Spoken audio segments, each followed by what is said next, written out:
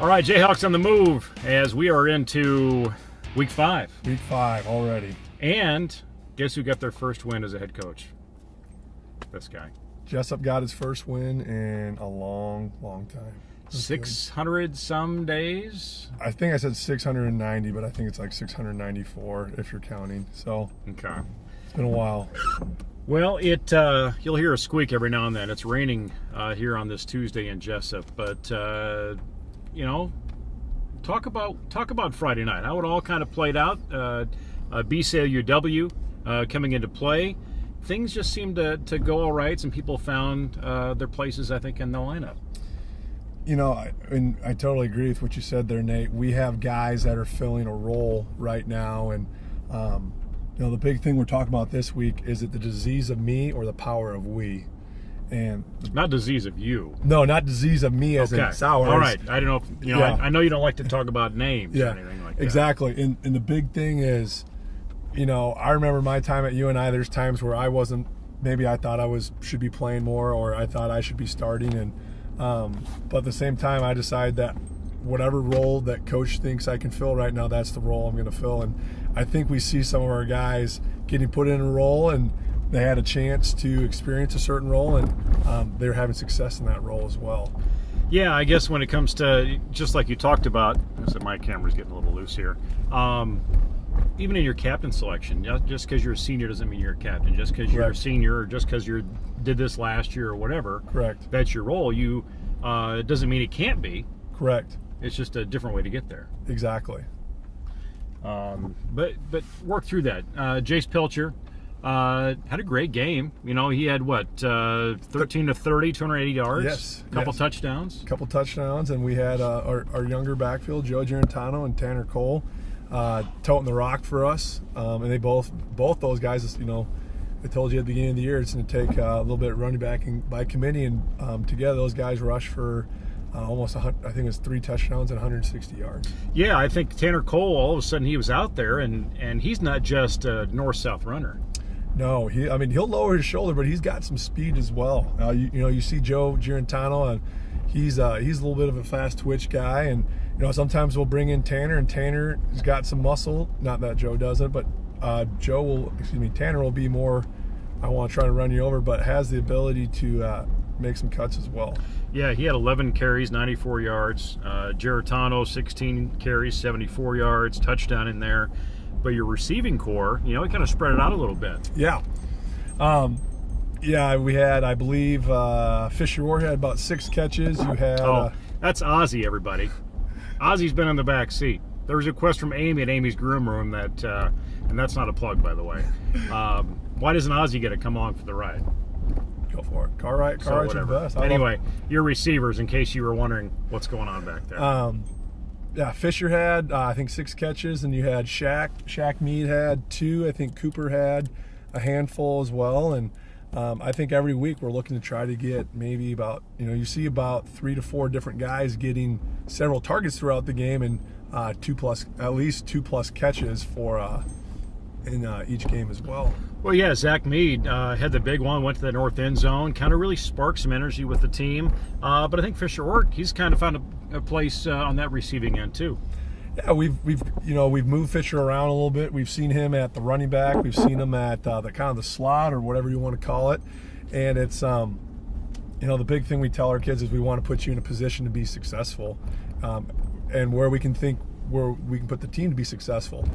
Perfect example, you look at our offensive line. Both our lines did phenomenal jobs. And being an offensive lineman, I know sometimes it's often forgot about, or you're overworked and underappreciated. But we've got some guys who are doing some great things. We've got Brendan Siebert, we've got Logan Cole. We moved from wide receiver to offensive line. Tristan Reyes from running back to offensive line. We've got some guys who are putting their own wants aside to say, hey, if it's what's best for the team, I'm going to do it, which is awesome. So you look at the other side of the ball, Kruger, Sweeney, a lot of chances and a lot of completions on their tackles. I think 7 tackles for Sweeney. Kruger had 5.5 total. But there was other guys in there too. That defense is coming. Yeah, and and like we've said before, guys are moving around. The three guys in the middle we like to call the three amigos. You've got Josh McGill, you've got Keaton Roscoe, and Isaac Krieger. Those are all guys we've experimented a little bit on offense and trying to play both ways. And I think those guys have made a significant impact on being our three linebackers and being pretty nasty when they've been out there as well. One guy that stood out, you talk about your guys up front, you got to have one of the biggest place kickers in the conference or in the district, I would think. Maybe even Class 1A. It could be. He might, if I wish I would have done my homework on this, maybe kind of resembles that kicker from Penn State a couple of years ago. Okay. Guy was a little bit wider around the midsection, and Cole's been battling. Every week we put a challenge out to Cole to say that's just you're big around the midsection, Cole. I don't think that's what he's saying. No, there's a lot of similarities, and I wouldn't say that's maybe one of them. But he's been coming out and battling, and I think Coach Sullivan texted me the other day and with Cole Ober going 5 for 5, he moves up somewhere in the record books. I mean, that was awesome. I know he was stoked after his first one, and everyone, it's just like free throws. You keep making them, and your confidence keeps going up and up. So you gave it 5 for 5 on point afters. That's cool. But also we didn't talk about Ort and his 2 interceptions, and he was in the offensive backfield quite a bit for getting you guys some losses. Yeah, and that's what we talk about is, like I said, trying to put those guys in positions to be successful. We've been doing some nice things on defense, but it seems like we haven't been able to get the ball, turn the ball over as much as we have wanted to. And Fisher had 2, and that's part of it can be contributed to our defensive line getting some good pressure, our defensive backs having great coverage, and sometimes it's right place, right time as well. Well, as we move through this week, how was film? What you saw Monday, getting through your Monday practice, getting into today. What are you looking at this week to work through? One thing, especially coming off a win, past 2 weeks we've been on, the good side of the win, the bad side of a loss. And the things we tell our kids is it's never as good or as bad as it seems. You come off from a win, you think you did nothing wrong. We go look back in the film, it's like, okay, hey, we got a building point. There's still some things we can improve upon. And one of those key things, penalties. That score could have been a lot different looking at some of the flags you have, but it's discipline, isn't it, when you get into that? Yeah, exactly. And a big part of that, and you saw a lot of them on special teams, and part of that is where I take the responsibility as there's some parts where I'm not being as detail-oriented as I need to be, and we need to get those cleaned up. You can look on our second offensive possession where we get a holding and then we go offsides, and then you're looking at second and 25. That's a hard place. That's a hard position for our staff to try to put our kids in position to be successful. Because I don't know about you, but there's not a lot of plays you can call it second and 25 that's gonna be very successful. No, you can pretty much expect it's probably going to be the long ball, wouldn't you, at that point? You could try to maybe run it, maybe catch them in a draw, or even a screen to make it third and somewhat manageable. If not, then you probably just run it, and then you try to get out of your own end zone if that's where you're at. Well, this week we begin the second season, if you will.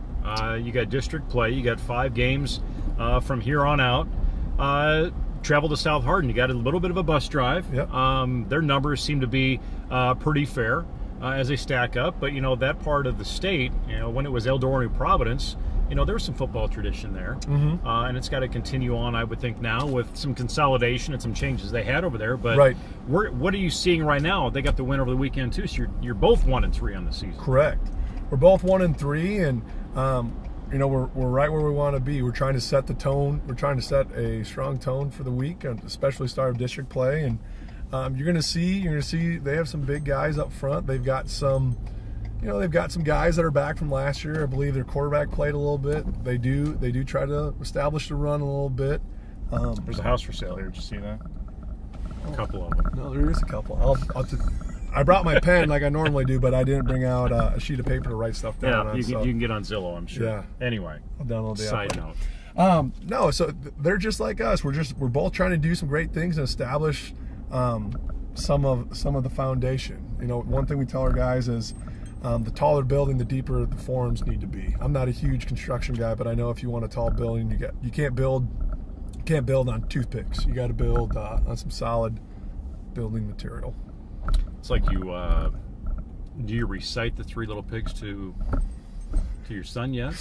No. And how it all kind of plays together? No, I just sing "You Are My Sunshine" and going back to lullaby, rockabye. You know, I did not get into that this week. There was times I was searching it, but I couldn't remember what it was called. That's right. I'll screenshot. And I did not come up you. with what I think I probably should have been coming up with when I was searching something like that. Hey, I'll tell you what. I looked up some. What was it? Jack Handy. Some Jack Handy. I watched some. Was it Deep Thoughts or? Yeah, Deep Thoughts. I'm good enough. I'm pretty enough, or whatever that was. See, I was getting them mixed up. Stuart Smalley. Yep. And Jack Handy. So, kind of one of the same. The Jack Handy reference. There was never a guy. It was always just on the screen with words, but it was always just kind of awkward. Yeah. As I get into that. So, you brought up tools. So, we go to your house. You say you're not big into construction. You know what's your tool setup in the Sauer house? What's my tool setup? Yeah, you know, do you have a tool chest? Is it just a toolbox? It depends. Is it one of those her only tools that are pink and they've got it's all imprinted in the case? I love my wife to death, and I'll never she has a skill set that helps us make us successful at home, and then I have a skill set that helps us make us successful at home. And I can't wait to see where this is going. Yeah, and it just depends. Like, you know, I like being in the kitchen. She will be in the kitchen sometimes. I like being in the garage. I like working outside sometimes. And one of the best things about being a teacher is there's always help. I've had some of our teachers help landscape our house. I've had help with the flooring. I've had help laying brick. And if you ever want some great work, or you want to see some pictures of it, let me know. And these are a plug for some of our teachers who like to get some summer work. So, ladies and gentlemen, you picked up on that. He doesn't cook, he doesn't fix things at home, but he likes to be outside and he likes to be in the kitchen snacking or eating. That's what I picked up on. I try to cut back on my snacking because I'm developing a little bit of a dad bod, and some kids have called me on it, so I'm working on my father figure. Well, I didn't know if you were going to own something like that, you know, just to make it, you know, that much stronger. I'll own it, definitely. Okay. Well, we do have my dog in the back, Ozzy. He obviously is excited to be here. He's got his football handkerchief on his neck. But let's talk about your firstborn. Stratton Joseph Sauer. No. Oh, the four-legged one. Yeah, the four-legged firstborn. Howie Lee. Yeah, I think if anybody has followed you on any sort of social media or probably heard you talk, it's been about Howie. You know, how has Howie been with this transition? Howie's been great. You know, that was one of our, not a concern, but it'd be an adjustment to see how Howie would end up doing with, especially having Stratton in our new schedule. You know, my wife and I were home basically all summer, and my wife was on maternity leave at the start of the school year, and he's not had a lot of kennel time, and he's done a great job making this transition from having Stratton, and then you know, the hours that I've been putting in start off the school year have been different too for him, but he's made some great adjustments. Now there's times where he wants to get up and play in the middle of the night, but those are kind of few and far between. Well, Stratton will do that soon enough. Yes, he will. Okay. So what when you look at your puppy, probably not much of a puppy anymore. How old is the dog? Howie's got to be... He's over. I know he's over a year. He's about 70 pounds, so he doesn't look like a puppy. See, this is what happens when your generation was big into the dog first, the kid second. Yeah. And then the kid comes along, and then you've forgotten all about Howie's birthday. Oh, no. And all his special time. But, you know... it's April 30th. Okay. There you go. Sorry. All right. Took me a second. Fact check that and see. Yeah. You can ask my wife. She'll probably make a comment on the Facebook video and say, "Hey, you're wrong." So she probably has the time and all that stuff down. Yeah. So okay. Well, that's good to know that you still have Howie in your memories. Oh yeah. You know, and that's, you know, there's times where I'll get home and I was like, tonight I'm gonna go take him for a run. Well, I'm gonna attempt to run, but then my shins will start to hurt because I'm not much of a runner. But then I'll go on a walk with them, and that kind of helps keep them settled. And so then my wife will start getting Stratton ready to go to bed, and so everything's an adjustment, and it's not something that I'm like, oh, I have to go take the dog out, or I have to go do this. It's something I enjoy. You know, we enjoy doing. So yeah. So you just talked through it of what your last 6 months has been. Yeah. Between Stratton coming online and maternity or paternity and maternity, and then taking on football coaching duties and starting the school year.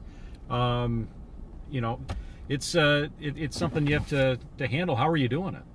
A big part of it is my wife, my rock. She puts up. There's a lot of stuff that I'm always coming home late. I say, hey, I'll be home at this time, and it's 15, 20 minutes later, and I'm like, I'm sorry, I had to go do this, and this, because there's things that you can delegate and ask people to do, but there's sometimes if you want something done specific and you want it done right, you just got to do it yourself. So she puts up with a lot of. She's been shouldering a lot of it. A lot of stuff as well. So when I get home, it's just like, hey, you go do this, and this. I've got this, and this.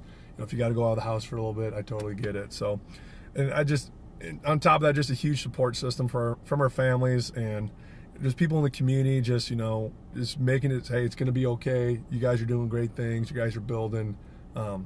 So the whole village is pitching in. Sure. He's going to be late tonight, about 10 or 15 minutes. So just always set the clock head, or even just set it back. However it needs to work. Working on it. Anyway, JV varsity coming up at Eldora. They'll face South Hardin. That'll be coming up this Friday. And I guess just quick, talk about the lower grades in those teams, JV, middle school, what you've seen as they try and build in, because you've had to poach from JV a little bit. Yeah, we've had, and that's tough too. We do have some big JV numbers, and it's the JV's been doing some great things. They're 4-0. They rolled BCLUW last night, 35-0, and and our middle school's been doing some great things. I think they're 1-1, and our middle school staff is coaching up our young kids crazy. Coach McMartin, Coach McCone, Coach Schlisky, Coach Dubs. They're busting their tails out there to try to get those kids ready and trying to make those kids the best kids possible. So our staff, all of our staffs are working their tail off to get the Jayhawks to be able to play Jayhawk football. Okay. Look forward to seeing how the Jayhawks come out on Friday. Homecoming next week. We'll talk about that next time we get together. But everybody, have a great rest of the week. Go Jayhawks, and great day to be Jayhawk. We'll see you.